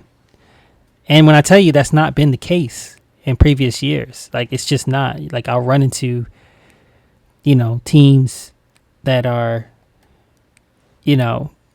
all 99. So it's a concern. That's the only reason. That's the only thing I want to touch on with 2K is it speaks to the microtransaction problem. We knew it was getting worse, but man, like you need to couple that with the fact that like my team is like trying to transition our second builds, and literally like a couple of our players have said, our rotation players and our substitutes, they said, simply put, I'm not making another player because it's just the grind is just so I can't. Right. And it's not only affecting me that way, it's affecting us like our ability to shift to what we want to do, and we're just sitting here like to the point where like 2K might be a little bit I think the game has improved, like I talked about it before, but most majority of what I do on the game is multiplayer, and if we can't work that out, then they're gonna kill their fan base. Yeah, it kind of kills it in a way. So yeah, that's 2K. That's the sad news. Majority of what I've been playing though, and Yujiro would say, I've been kind of MIA a little bit. I've been in this Genshin streets, and I've been just, to be honest, I've been having like such a good time with it. I've been having the time of my life, to be honest. Like Genshin has provided me with a story, with the world, and I knew this would possibly happen. I just didn't know, and I'm not going to speak to the lore because I know that Greg hasn't played it yet. But I'm not sure, and of course, it's not for everybody. Like I don't think everybody is blown away by the story, but me personally, this is why I say I might be a little bit biased. Like where Genshin is going with the story, it's so fantastic to me, and the way that they unveiled it, the way that the world has unfolded, the events and what we're doing has been such a joy for me that it's so sad that I cannot ever recommend this game. Like, like do not play Genshin Impact. Like, let me play it on your behalf, but 100%.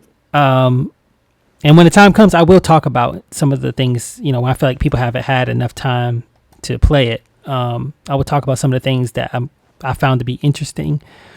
But, what they've done with the characters, and specifically how I feel like this new region has reset the game. I've said this before, but it's in a way where I think we mentioned earlier in this podcast that, Genshin doesn't power creep to the level where you feel like you can't use your old characters.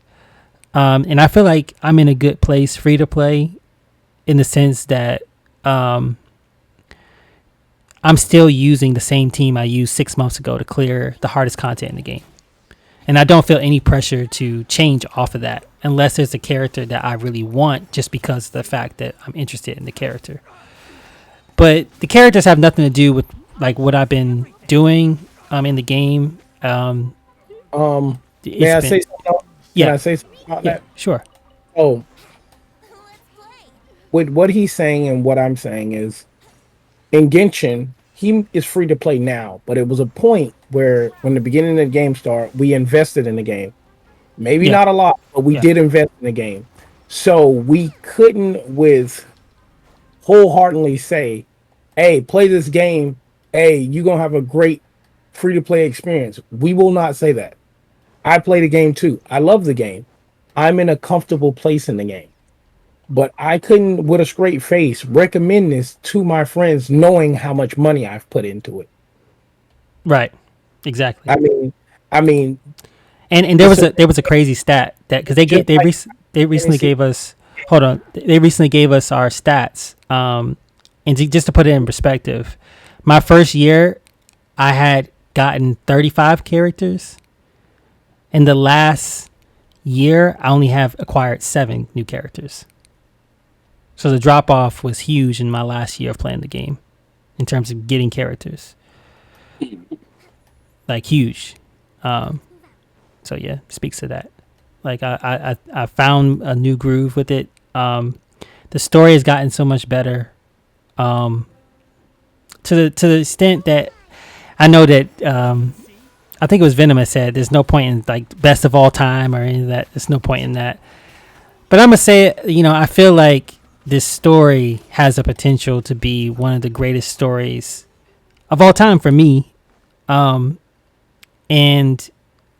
it's to the point where they're coming out with an anime for this game, and they're working with the studio that did Demon Slayer, Oh, nice. and I'm very excited for that because one of the downsides of Genshin's story is sometimes they talk more than show. So there is a lot of room for things for them to show.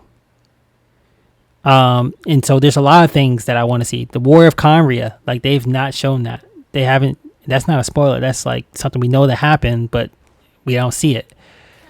There's even cutscenes in the game where they go to a black screen and they talk about this happened and that happened, and you're like, show me the actual, like, where's the billions of dollars? Show me. I want to see it. And just, I have to give an apology. There's a character called Tainari that when he was introduced or leaked, I saw him and I shitted on him immediately. Just the way he looked. He looked like a dork to me. Such a dorky character, and tacky. And I just didn't understand why he was the first Dendro character in the game.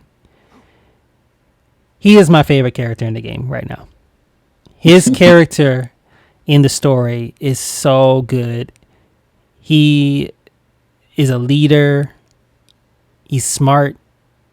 He's dorky, but he's like lovable dorky in a way.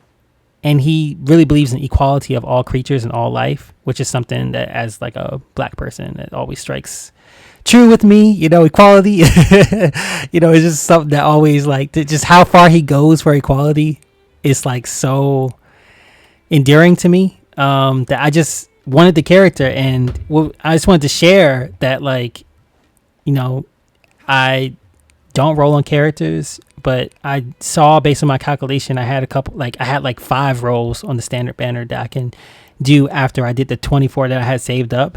So I did the 24 and I had these 5 rolls left, and I was like, and I remember texting Greg and I was like, I didn't get him. I got Cookie Shinobu, which was a character I did not want. And he was like, why are you trying your luck on a standard banner? And I felt it. I was like, I don't know why I convinced myself that I was going to get Tainari from the standard banner. And then one morning I woke up and I was like, all right, I got 5 pulls left. Am I going to wait, and pull them later? And it's going to pull them. And then I pulled 3 pulls in. I got Tainari. And it was such a conflicting moment for me because I was so happy because it was my favorite character that I had to skip and I wanted to get the Dendro Archon. And I got him. But I realized that it's so many things with gacha games. Like, it's like, this is so bad. It's so good. It's so bad. Like, I'm happy I got the character, but like, I was so stressed to try to get the character. And it's like, I don't know. It's just, I had so many feelings. My emotions were all over the place. I texted Greg and texted Yujiro that I got the character. Oh, And I got a question going ahead in your Genshin future. Mm-hmm. So you said that you're rolling on the Dendro Archon. This Yes. is for everybody that's listening. So how many rolls do you think you're going to spend on the Dendro Archon? This is to give y'all So my rolling plan. So I have 4 90 pulls saved up.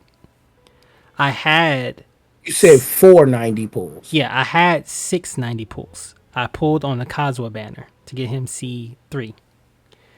Right. And I did pull I pulled on the weapon banner as well to give people just a little. When you talk about 490 pulls, that's how many pulls exactly, sir? that is 360 pulls. So, in cash wise, he's looking at, if he was to buy these, about $200 or $300 right now. About 600. Yeah, I have About six. $600 of pools that I saved up. Yeah. Yes. Now I my just want plan. all the fan base to know Yeah, what we're talking about. my plan is to roll until I get C0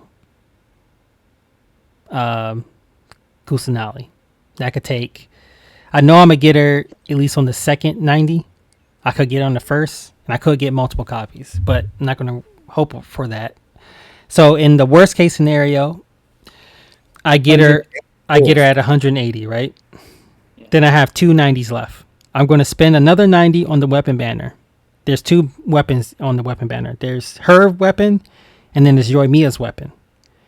If I miss her weapon, I get Yoimiya's weapon, which Yoimiya happens to be my main DPS. Like, she is on my first team. So it's a win-win for me in a sense that I've been playing so long that I have that character. Oh, I spent money, early to get Yoimiya, so I have that character at C0. So getting her weapon, having any C0 5-star and getting their weapon makes them more viable. Before that, you can still clear the Spiral Abyss, but it's like a struggle in a way. Like I've cleared the Abyss with like at most 10 seconds left on the clock. Like, so I'm not like massively clearing the Spiral Abyss. I'm like, I have very copium artifacts. Like I'm barely doing it, but I'm doing it. So to give her that much more power, like I'm talking about her going from like 15,000 more damage, I'm thinking, would make my runs easier. So I wouldn't mind it. Then I would have one more 90 pull left, and I would pull on her again. And if I missed, I missed. So at the end of the day, I should have C0. The worst case scenario is I would have her C0, and I would have Yoimiya's weapon. That's the worst case scenario. And for everyone listening, I want people to know that's $600 worth of pulls. Yep.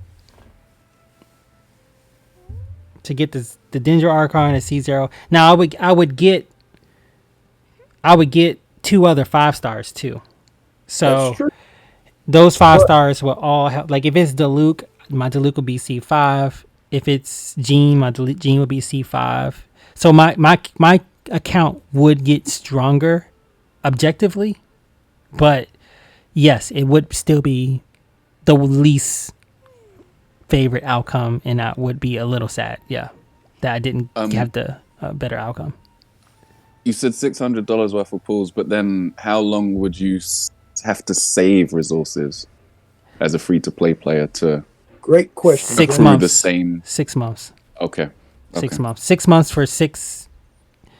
So pretty much you can kind of bet on one character every month saving. Right. It could be more than that based on events and stuff. Just getting ready to say that we got a huge event coming up in Genshin where they are giving, I want to say 20 pulls and something else where you can altogether accumulate get 100 pulls. Yeah. So that's going to be huge, and that's going to bring a lot of influx of characters.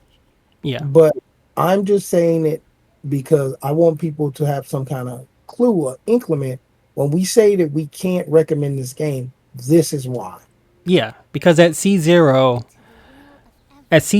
I would have spent $600 to have a C0 Dendro Archon that I'm going to struggle to upgrade, because what people don't talk about is not just buying the characters, it's buying the resin to have enough stamina to raise the character. Otherwise, you're going to wait 2 weeks to raise the character.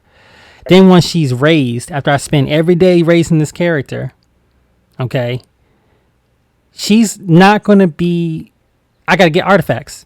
So you're not going to spend money on the resin to get the artifacts either. So that's another 2 weeks, maybe even a month's. The artifacts is really the worst part, because you can get shit artifacts for forever. Like, there's no guarantee in getting good artifacts. And then if you're lucky enough to get good artifacts, you don't have her weapon. So I guess you could use her in Spiral Abyss, but your characters that you have are probably going to be better.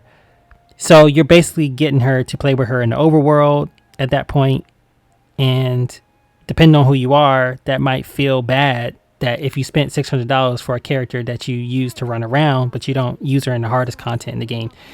And people say, "Oh, the spiral bits doesn't matter." Well, if you spend $600, yeah, it kind of matters that you spend that kind of money and then you can't use this character um however you want or wish. That's So, where the problem comes in. and just to put some emphasis, I'm rolling on the same banner for everybody, and I'm rolling on the 4-star character, and I'm trying to C6 her. The odds of that happening is very low. I have 183 pulls, accumulative. That is not many when you're talking about C6ing a character on a banner like that. Because sometimes it is worse than trying to hit the 5-star because it never has to show up.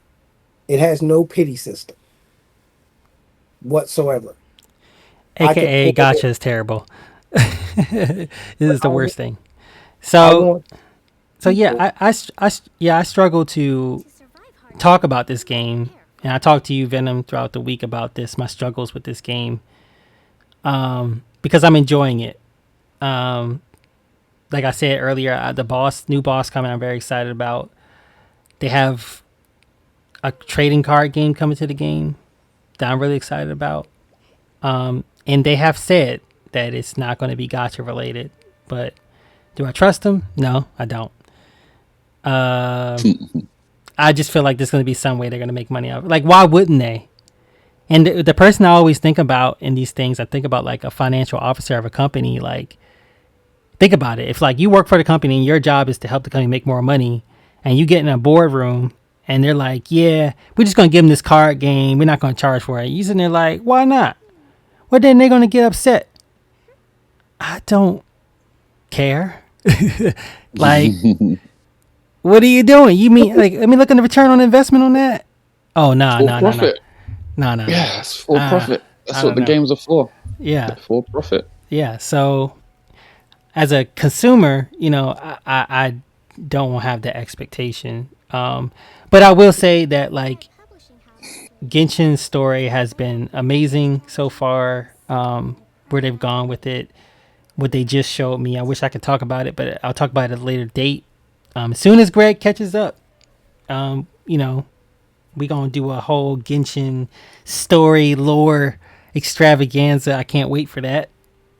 Or if everybody stops playing the game, then I'll just come on here and do my own lore extravaganza where I talk about what has happened because it's kind of wild. It's kind of wild where they're going with it.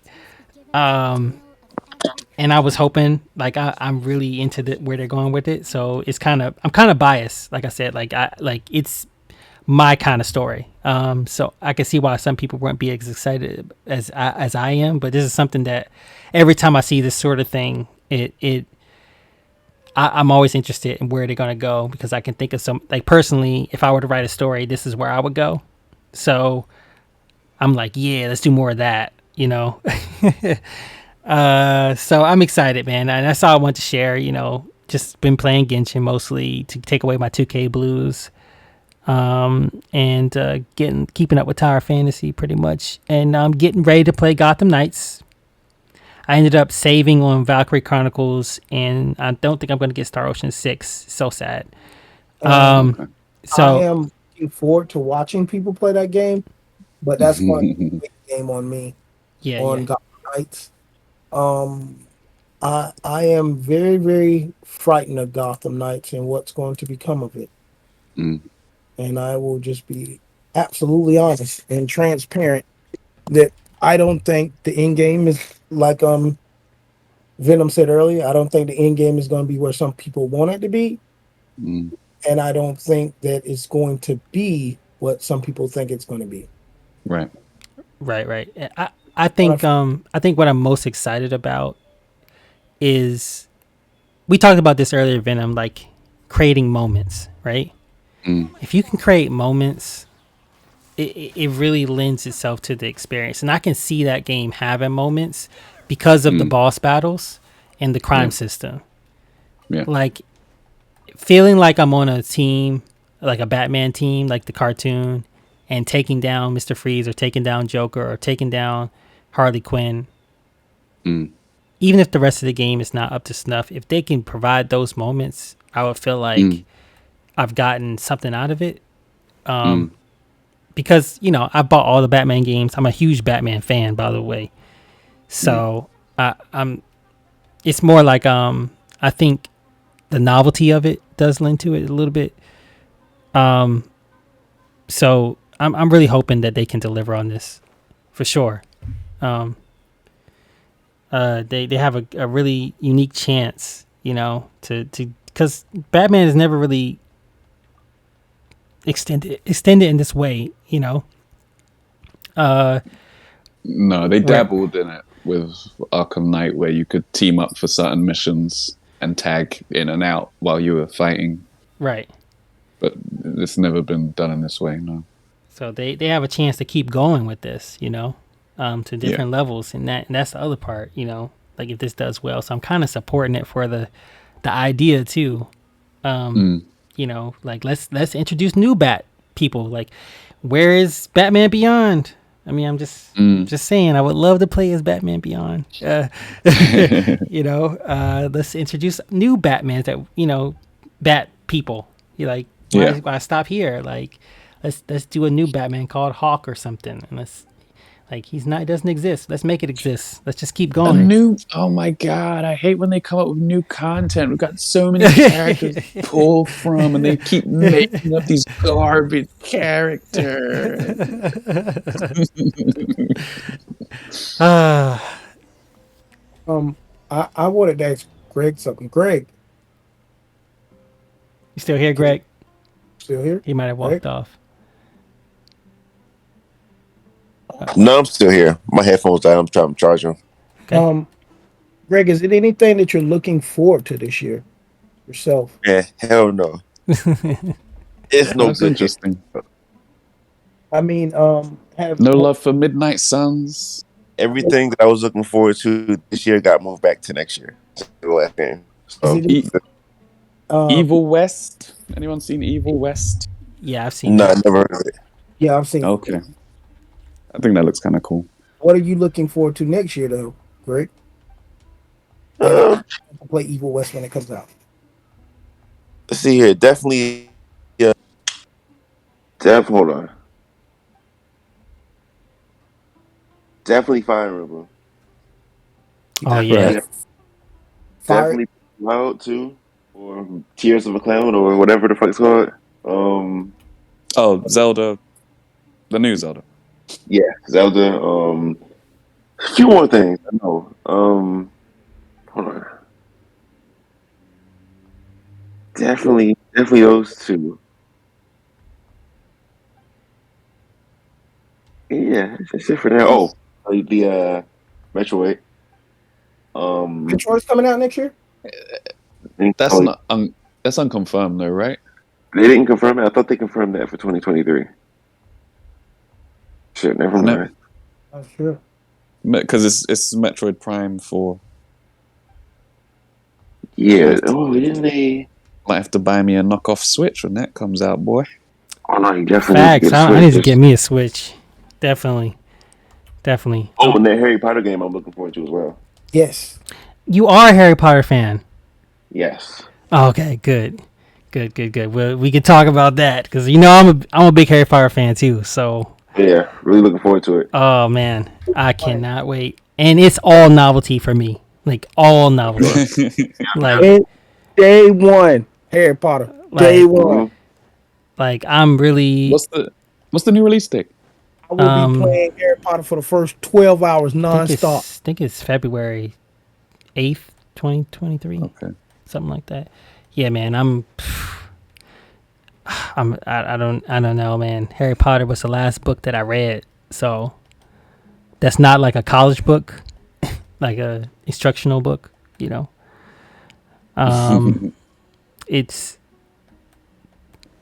it's just it dropped the mic for me. So I gotta see it being like you said, like playing video games just makes it different. You know, you get to control it. You know, they can bring that immersive experience.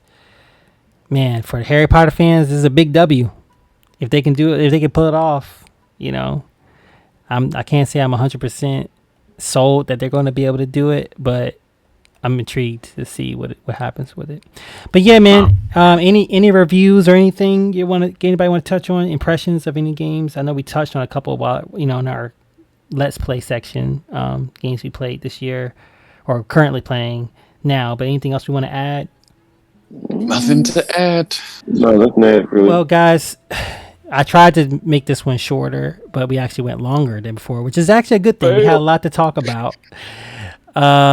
So I'm gonna do us a favor. I'm gonna save it for the next one. Okay. All right. I hope everybody enjoyed themselves. You know, I got to share a lot. Y'all got to share a lot. And I have more questions for Venom, more questions for you. I love to hear them. And, All right. you know, And to the audience, thank you for listening. Hopefully, you got the chance to mellow out and hear us ramble on and on and on about these things. We love games. If you have anything you want us to specifically look at, I mean, because we're just going to keep doing what we want to do until somebody tells us otherwise. So if you have anything you want us to check out or specifically look at or talk about, just let us know in the comment section. Other than that, we out. Peace.